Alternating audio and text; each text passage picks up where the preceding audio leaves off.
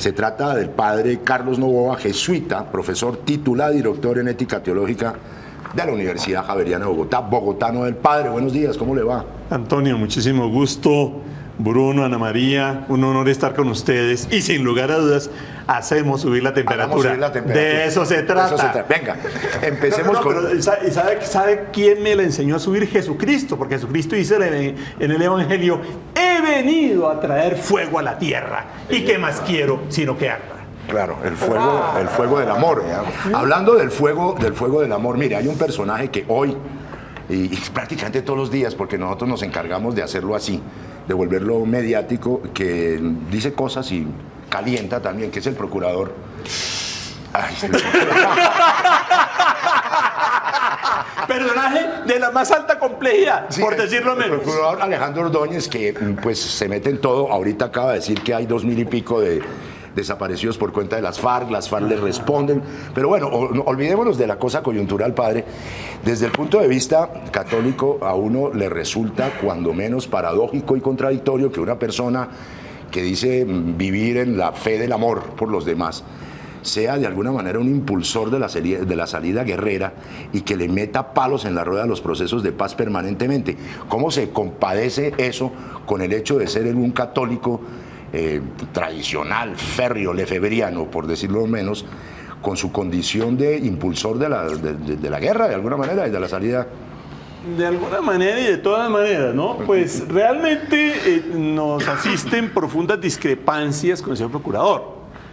Empezando por el señor procurador, que posa mucho de ser católico, discrepa absolutamente con la posición oficial de la Iglesia Católica en Colombia y del Papa Francisco, que venimos apoyando el proceso de paz. El proceso de paz, como ustedes saben, es una realidad muy amplia, muy compleja, que tiene muchas caras, y una de esas caras es las conversaciones con las FARC en La Habana. Reciben todo nuestro apoyo, que son perfectas, no son perfectas, porque es que en el mundo nada es perfecto, pero es que el hecho de que no sean perfectas no significa entonces que las vamos a sabotear. Mira, detrás, como siempre, ¿qué pasa? La agenda politiquera, la agenda de poder, la carrera política, futuras candidaturas, etcétera, etcétera, etcétera. Es la base que va detrás de esa absoluta inconsistencia, por decirlo menos, como tú muy bien dices. Pero uno inmediatamente tendría que echar mano de un recurso que es casi que un lugar común al decir: bueno, uno es católico y ama el amor, pero propugna por la guerra. Eso es lo que se llama la doble moral, ¿o no? Sí, eso es como dice un admirado mío que se llama Daniel Sampero Espina: hay gente que ama tanto la moral que tiene dos alas. Y eso en el mundo de la política de este país, yo diría que eso es pan de cada día. Sí. Pero resulta pues de alguna manera inconveniente para el futuro de la paz, justamente lo que usted señala, de que el señor puede ser un valor de recambio de la extrema derecha colombiana en el 2018, y para eso está... Es decir, yo no diría que de alguna manera. De todas las maneras, es muy inconveniente y nos une profundas discrepancias, sí, porque, insisto, evidentemente el camino del Evangelio es el camino de la paz y la reconciliación, y por eso la comunidad católica colombiana, en la persona de su vocero oficial, el presidente de la Conferencia Episcopal, y el mismo Papa Francisco, apoyamos el proceso de paz y apoyamos las conversaciones con las FARC. Sí. ¿Usted dónde ubicaría, padre Novoa, ese tipo de catolicismo y de fe cristiana del procurador? O sea, ¿a qué corriente pertenece? ¿De qué planeta católico bajó? No, mira, con todo respeto, digamos, saquemos al procurador, que ya lo organizamos, y hablemos en general. Sí. Entonces, ese tipo de catolicismo es lo que el Papa Francisco llama los carreristas y los cortesanos. A ver, estoy claro. Carreristas y cortesanos. Entonces, ¿de la carrera política? Para allá vamos. Entonces, dice el Papa Francisco, verifica que dentro de la Iglesia hay gente que se dedica a hacer carrera de poder. Y dice, verifica también el Papa Francisco, la corte es la lepra del papado. Entonces, el cortesano, sinónimo de carrerista. Entonces, pues dentro de la Iglesia Hay gente que se dedica a eso y por eso, valga la redundancia, él verifica lo siguiente. En la iglesia hay laicos corruptos, sacerdotes corruptos, obispos corruptos, carreristas, cortesanos. ¿Y yo dónde estoy? ¿Me explico? Sí. Queda perfectamente claro. De todo hay en la viña del Señor. De todo en la viña del Señor, sí, señora. Esa corriente que en algún momento yo leí que a la que pertenecía, a la iglesia que pertenecía el procurador o que pertenece, que es el lafabrismo. Sí. ¿Cómo está parada frente a los principios de la iglesia de hoy? No, yo con todo respeto, insisto, dejemos el procurador quietico, que ya lo ajustamos. Sí. Entonces después uno dice que es que entonces está persiguiendo políticamente al procurador. Porque es que ahora lo que pasa en este país, Ala, es que uno es delincuente y por ser delincuente se volvió perseguido político. ¿Cómo les parece? Eso es una maravilla. Entonces, un país que es un festín, Ala, y digamos, y los trastornos del lenguaje es una cosa impresionante. Entonces, yo soy delincuente, pero automáticamente me convierto en perseguido político. Mira, yo me muero de la pena, pero el lefebrismo está excomulgado. Está fuera de la iglesia. ¿Eso qué significa? Precisemos, excomulgado significa fuera de la comunión. Entonces, lamentablemente hay grupos de personas en la iglesia católica, ¿no? Aquí está la iglesia católica, aquí está adentro, simplemente se salen. Y entonces ellos se salieron y entonces el obispo de Roma certificó que están fuera de la iglesia. ¿Por qué están fuera de la iglesia? Porque no comulgan con los principios fundamentales de la iglesia. Ellos no comulgan con la reforma del Vaticano II. Ellos tienen una mentalidad absolutamente retardataria, reaccionaria. Creen que el evangelio es una cosa que está por allá en las nubes, que nada tiene que ver con los problemas de la historia. Entonces eso es lo que técnicamente llaman los plutónicos. Ana María, los plutónicos. ¿Quiénes son los plutónicos desde el punto de vista de la tradición evangélica católica, cristiana? Son aquellas personas que se ubican en Plutón. Están en todo su derecho. Estamos en un estado social de derecho, pluricultural, plurirreligioso. Hay derecho a todo tipo de sectas, todos los plutónicos, pero no son cristianos. Porque es que los cristianos no estamos en Plutón. Estamos en la tierra, encarnados en la tierra, con los problemas de hoy, con los retos de hoy. Y afortunadamente el Papa Francisco nos está sacudiendo y de muchas maneras nos está diciendo: tenemos que meternos en los problemas de hoy. Y estos señores no se quieren meter en los problemas de hoy. Pero padre, ahí tendría uno que pensar si en el caso de estos plutónicos, llámense Alejandro Ordóñez o como se llamen, ¿qué relación entonces tiene la jerarquía católica colombiana con sus arzobispos y con su estructura piramidal fundamental de la iglesia? Con ellos, porque los asumen, los aceptan y hasta los protegen. No, momentico, Antonio, vamos con calma. No, mira, yo creo que para buenos entendedores pocas palabras bastan. Me parece que salta a la vista las profundas diferencias entre el procurador y Monseñor Rubén Salazar, arzobispo de Bogotá, primado de Colombia, cardenal, o frente a Monseñor Luis Augusto Castro, actual presidente de la Conferencia Episcopal. Es que, insisto, eso es clarísimo.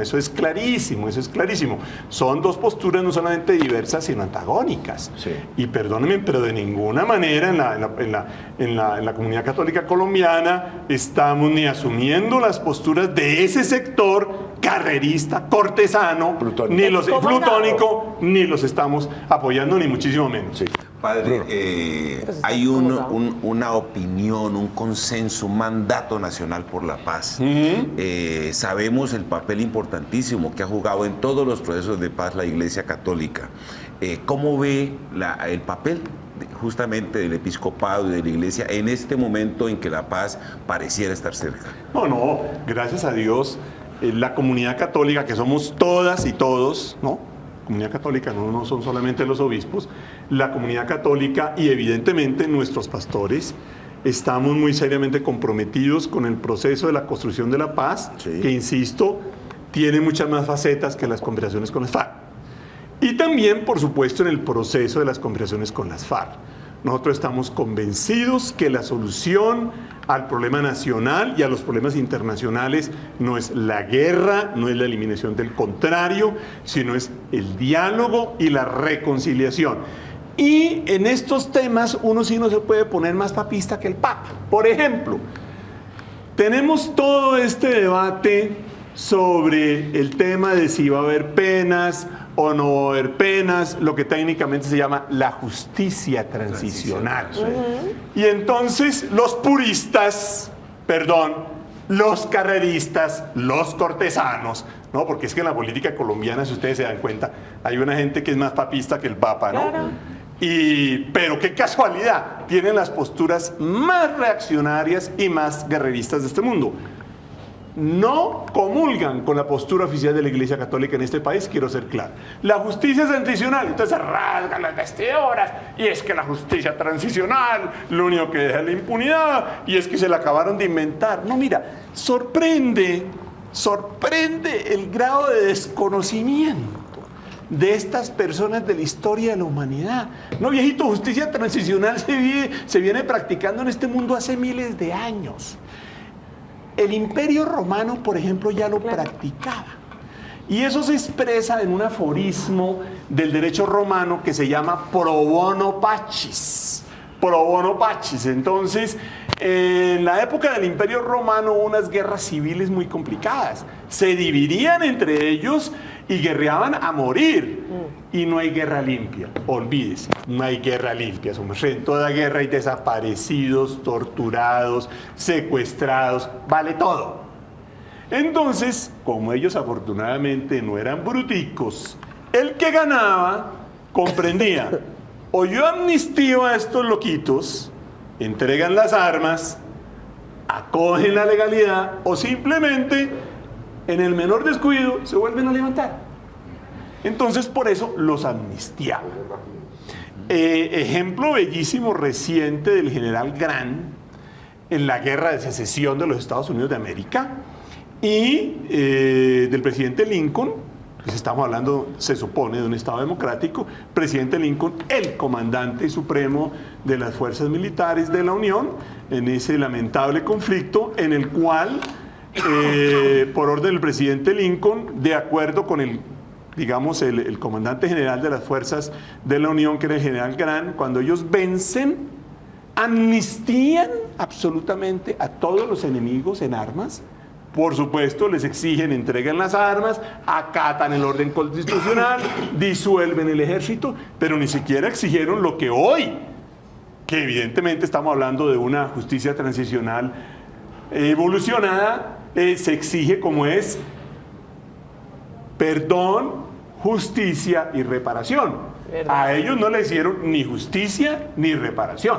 Ni verdad, si quieren. Entonces, insisto, ni verdad tampoco, obviamente. Entonces, insisto, impresiona el grado de desconocimiento de estos personajes, ¿no? Que hablan con una propiedad del tema de la justicia transicional como lo peor que puede existir y no se han enterado a la... Perdóname, si eso es casi tan antiguo como la moda de andar a pie. ¿Me explico, Ana María? Pero completamente. Bueno, Padre, bueno. Venga, a mí me llamó la atención, no recuerdo quién, de la Iglesia Católica, un alto jerarca de la Iglesia Católica, salió en medios afirmando que el cese bilateral de al fuego no es conveniente por ahora, que lo dejemos para después. ¿Por qué? Sí, no, es que ahí sí entramos a unos problemas técnicos muy complejos. Sí. Eso Que el fue... cese bilateral solo con el acuerdo firmado. Sí. Es la posición casi que institucional de la Iglesia. Pues mira, eso fue una afirmación que hizo Monseñor Rubén Salazar. Fue Monseñor Y Salazar. entonces miren lo que está de por medio. Miren lo que está de por medio. Eso es un asunto técnico primero que todo. Pero evidentemente sujeto a debate y sujeto a discusión. Y me ha faltado. ¿Cuál es el problema ahí? Pues digamos que los señores de las FARC no son perita en dulce, no son la Virgen María ni San José, castísimo esposo de María y Padre putativo de Jesús, no propiamente. Entonces tenemos toda la experiencia del Caguán, una experiencia muy lamentable, donde estos señores tomaron el pelo, por no decir otra palabra un poquito más gruesa. Entonces su merced, con ellos uno no puede improvisar. Entonces, si nosotros hacemos ya cese bilateral al fuego, sin los acuerdos firmados, entonces nosotros tenemos que darles un terreno a ellos, o sea, Caguán 2, y entonces nosotros ya sabemos lo que hacen en Caguán 2, lo mismo que hicieron en Caguán 1. Entonces, por eso me parece a mí que el arzobispo de Bogotá tiene la razón en decir cese bilateral ahora no. Cese bilateral siempre y cuando esté un acuerdo firmado, ¿verdad? Haya un compromiso muy serio y estemos por lo menos en el proceso de la entrega de las armas. No, pero sin embargo, perdóname Bruno, sin embargo hay un cese bilateral tácito, pragmático, de desescalonamiento del conflicto que está produciendo lo que los católicos y los cristianos quieren, es decir, la preservación de vidas que se podrían perder. Claro, ¿no? claro. Es un hecho. No, entonces, de hecho sí, porque de hecho las FARC han declarado técnicamente lo que se llama un cese al fuego unilateral y el presidente de la República ha dicho y ha certificado que ese cese al fuego se está cumpliendo. Y el ejército más o menos también lo está cumpliendo, por su lado. Pues todo indica, ¿no? Sí. Me pareció que un día o 2 días después, Monseñor Rubén Salazar, no diría corrigió, pero sí precisó esa aseveración inicial que comenta Antonio y que comenta usted, en el sentido de que la idea es que se haga el cese bilateral del fuego, sea antes o sea después de los acuerdos, pero que se haga. Es decir, estamos de acuerdo con el cese bilateral. Lo que ha insistido Monseñor hágame el favor, Monseñor Rubén, y tiene razón, y yo estoy de acuerdo con él, aunque insisto, estamos hablando de un asunto absolutamente técnico y por consiguiente discutible, muy discutible. Qué pena, pero conversar con las FARC a mí me parece que no es un asunto técnico, es un asunto ético. Del cese bilateral al fuego sí es un asunto técnico y que por consiguiente se convierte en un asunto pues absolutamente discutible. Lo que nosotros queremos insistir, porque yo estoy de acuerdo con Monseñor Rubén y me faltaba, es, hombre, no volvamos a repetir Caguán 1. Y pongamos las condiciones para que eso se dé. Pero por supuesto estamos muy claros en la comunidad católica en decir, cuanto antes de la manera de vida, tenemos que lograr un cese al fuego. Y me parece que la postura del gobierno es esa, cuando habla del desescalonamiento del conflicto. Sí, Ana. Venga, padre, siguiendo por el mismo camino, el surco de Dolores. ¿Cómo ve usted el tema de la refrendación? Hemos tenido últimamente posiciones distintas, incluso temerosas de que por ese lado se nos vaya a caer un posible acuerdo. Precisamente o porque los colombianos no voten un referendo o porque una constituyente termine convertida en un requisito casi insalvable para lograr un acuerdo efectivamente firmado, porque un congresito sería renegociar la paz que se está renegociando en La Habana. El país está como nervioso con el tema de la refrendación. ¿Usted cómo ve eso? Sí, yo sabía que venía esa pregunta. Cumple esa pregunta. Volvemos a otro aspecto técnico, ¿no? Entonces ahí uno tiene que sentarse fundamentalmente con los juristas y con los militares. Por consiguiente, lo que voy a decir es absolutamente discutible y puede estar equivocado. A mí en lo personal no me suena mucho lo de la refrendación, desde el punto de vista estrictamente jurídico y constitucional. No hay Y yo soy, modestia aparte, profesor investigador en el doctorado en Derecho de la Universidad Javeriana, entonces pues modestia aparte me ha tocado estudiar mucho derecho, aunque no tengo el título de abogado, y me mantengo en continuo contacto con mis colegas que son doctores, expertos en derecho constitucional y todas las ramas del derecho. Entonces, primero de todo, ellos certifican que es legal y constitucional que se consolide un acuerdo sin refrendación. Entonces, no estamos al margen de la ley, ni estamos haciendo estamos tomando una opción absurda de ninguna manera. Entonces, yo quiero subrayar eso. Segundo, dejando en claro que esa es una opción legal y constitucional, y yo diría que también ética, ni me faltaba. Yo no veo claro la refrendación. ¿Por qué? Pues por lo que ustedes han dicho. Ya ha sido tan difícil llegar a un acuerdo con los señores de las FARC, acuerdo donde me muere la pena, pero me parece que está claro que ha participado no solamente el gobierno, sino muchísimas áreas de la opinión pública y de la comunidad nacional. Perdóname, no le pongamos más trabas. Es un argumento sencillo. ¿Y qué pasaría, padre, por ejemplo, si no hubiera la refrendación? El fiscal Montealegre salió advirtiendo esto, más que una posición, en una advertencia. ¿Qué decía el fiscal?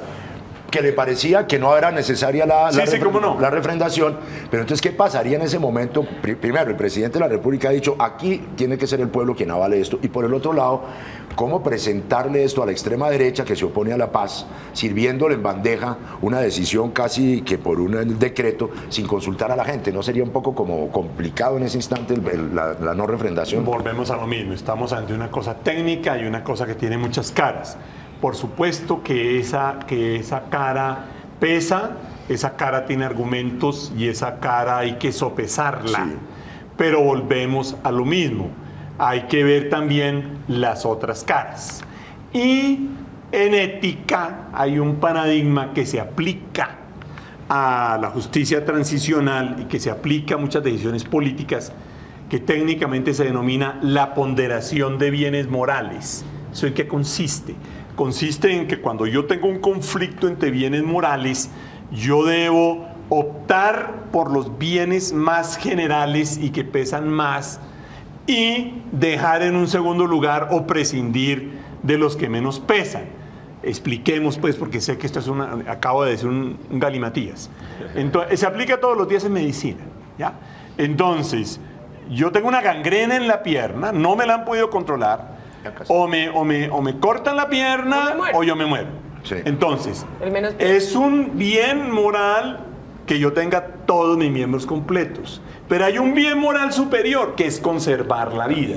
Entonces yo puedo sacrificar ese bien moral menor, pierdo mi pierna, pero conservo mi vida. Claro. Entonces yo diría, entramos al mismo escenario. Lo menos peor que yo. Sí, lo que digamos cotidianamente, claro, se llama entre dos males el menor. Entonces yo apostaría a ese paradigma que se aplica en la ciencia ética y que por supuesto se aplica en la ciencia jurídica. Es uno de los principios éticos y jurídicos que están detrás de la justicia transicional. Padre Novoa, mire, hay otro sector, otra guerrilla católica, proveniente de la teología de la liberación, de lo que significaron los curas guerrilleros, como el padre Camilo Torres, etcétera, que pues eso ha sido pues un debate largo dentro de la iglesia que tiene 40, 50 años, que es el ELN, que está ahí presionando para que se abran las negociaciones, que le quiere meter fundamentalmente el concepto de democracia y de la sociedad participativa, no en las mesas, pero sí como combustible nutriente de esa discusión. ¿Cómo ve usted esa óptica?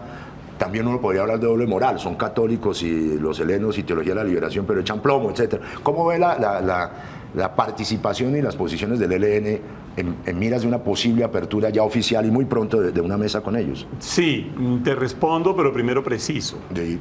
En la teología de la liberación hay muchas corrientes, ¿no? Sí, hay una que no es violenta, claro. Entonces no podemos meter... una cosa y otra cosa era por eso, entonces no podemos meter a todo el mundo en el mismo costal. Sí. Entonces, digamos, hay una corriente de la teología de la liberación que creemos, insisto, creemos que podemos solucionar nuestros conflictos sin hacer recurso a las armas, postura que ha sido ratificada por el Papa Francisco. Papa Francisco ha recibido en audiencia privada al padre de la teología de la liberación, que es Gustavo Gutiérrez, un presbítero dominico. Fue la primera persona en constituir la teología de la liberación, entonces quiero subrayar eso, ¿no? Porque evidentemente el Papa Francisco pues no está de acuerdo, ni mucho menos con el uso de las armas, y quienes nos ubicamos en una corriente de la teología de la liberación tampoco estamos de acuerdo con ello. Segundo, no, bienvenida a la postura del ELN, ni me faltaba. Es decir, ellos han manifestado que quieren entrar en conversaciones, que quieren dejar las armas. Hombre, pues sentémonos y conversemos. Entonces, por supuesto que esa postura es absolutamente legítima. Hay algunos sectores, ¿no?, opuestos, digamos, al proceso de paz que dicen que es que no se puede dialogar ni negociar con delincuentes. Vale, entonces, ¿con quién negociamos? Porque yo no tengo que negociar contigo, Ana María, porque tú y yo no nos estamos matando. Ni con Antonio, ni con Bruno tenemos una serie de acuerdos fundamentales, eso ya está claro sobre esta mesa. Entonces nosotros no tenemos nada que negociar, porque nosotros nos estamos matando. Es que precisamente uno negocia con los enemigos, negocia con aquellos que están fuera de la ley, es decir, negocia con delincuentes, con nadie más negocia. Y una notica picante, es interesante que esos sectores que han estado en el control del Estado y en el gobierno. Cuando están en el gobierno, gobiernan con delincuentes. Y ahora no se puede sentar a dialogar con delincuentes.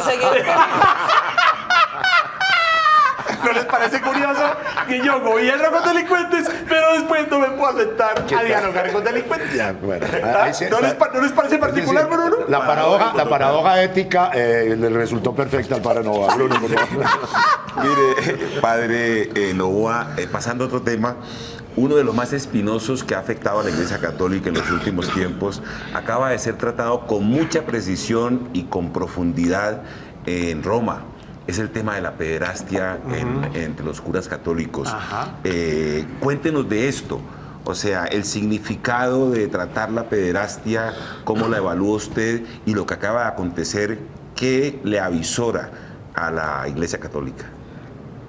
No, mira, pues evidentemente el abuso sexual de menores por parte de clérigos es una página absolutamente dolorosa y lamentable de nuestra comunidad católica, por la cual ha pedido perdón con lágrimas Juan Pablo II, Benedicto XVI, el Papa Francisco. No solamente ha pedido perdón, ellos y Francisco aún más han implementado acciones muy concretas y muy exigentes y muy tajantes para que eso no vuelva a suceder. Entonces, episodio doloroso, dolorosísimo, lamentable. Nos dice, ¿qué nos dice? Pues nos da muchas lecciones. Primero, que debemos tener la valentía que se ha tenido de reconocer en público los errores. Segundo, que no basta eso, que cuando uno hace daño, uno tiene que corregirse y luchar al máximo para que eso no vuelva a suceder. Yo creo que es lo que se está haciendo en la Iglesia Católica. Me parece que son las dos dolorosas lecciones que nos deja todo ese episodio y en cuya solución y en cuya prevención nos hallamos sin lugar a dudas muy empeñados. Padre, para terminar esta conversación que quisiéramos que durara más, el otro día, hace más de un mes, Obama acababa de plantear la posibilidad de acabar el bloqueo a Cuba y yo estaba viendo un noticiero de televisión de RCN, Vicky Dávila y nuestro amigo, ¿cómo se llama el otro presentador? Bueno, él. Y estaban hablando sobre eso y lo invitaron a usted en directo allá en ese escenario y yo lo empecé a oír hablar y me imaginé las caras de los colegas de Vicky Dávila que no se esperaban de ninguna manera que usted saliera con un rosario de tales proporciones contra Obama. ¿Recuerda esa situación y sigue usted empecinado en eso?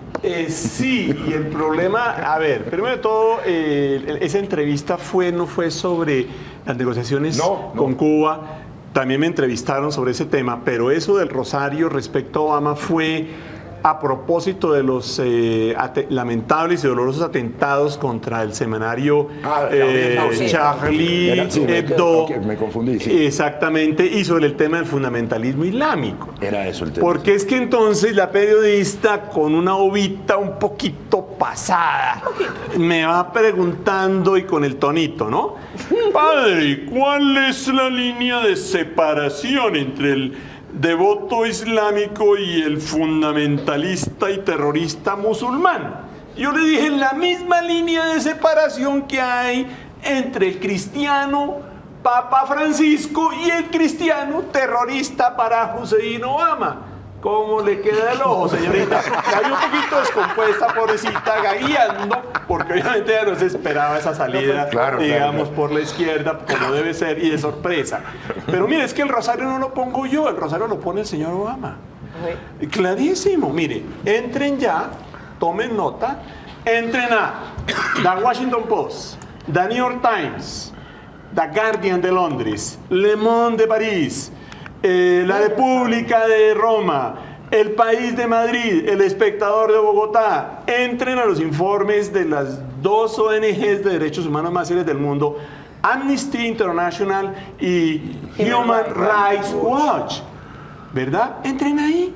¿Y ustedes qué encuentran? Encuentran todas las investigaciones exhaustivas de ciertamente de los mejores y más serios periódicos del mundo, dos de ellos gringos, ojo, y de las dos más serias ONGs de derechos humanos que critican a Putin, que critican el chavismo, que critican a Castro, porque es que entonces después dicen, no, lo que pasa es que ellos son de izquierda y ellos solamente critican a los derechas. No, ellos han criticado y critican a todo el mundo, al que vieron los derechos humanos. Y Human Rights Watch, que también es una organización gringa. Y entonces ustedes van a encontrar ahí una investigación exhaustiva muy seria donde nos muestran que por orden personal del presidente Obama ya han sido asesinadas 3.000 personas.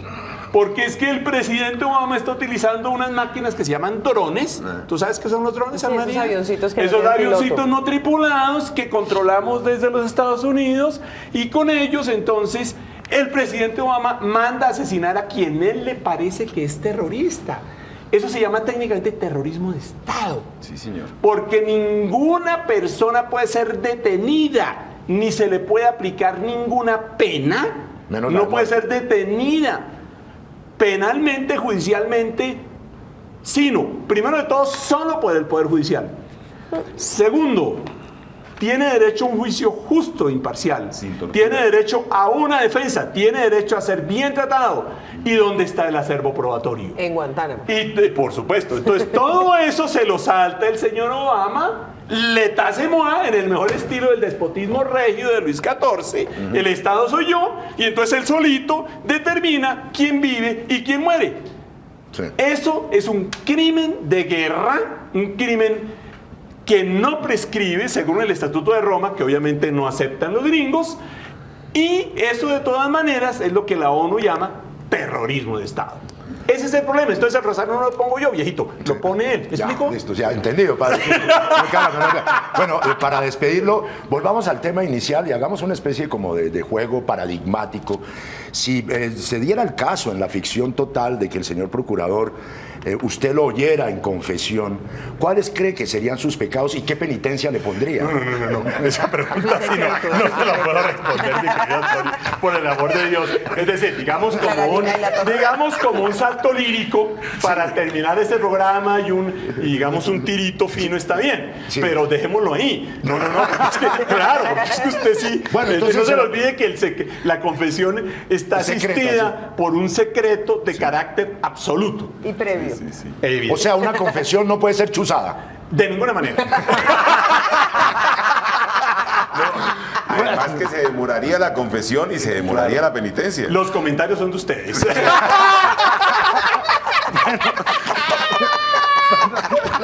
Padre Carlos Novoa, muchas gracias, por lo serio que es usted, por lo divertido que es.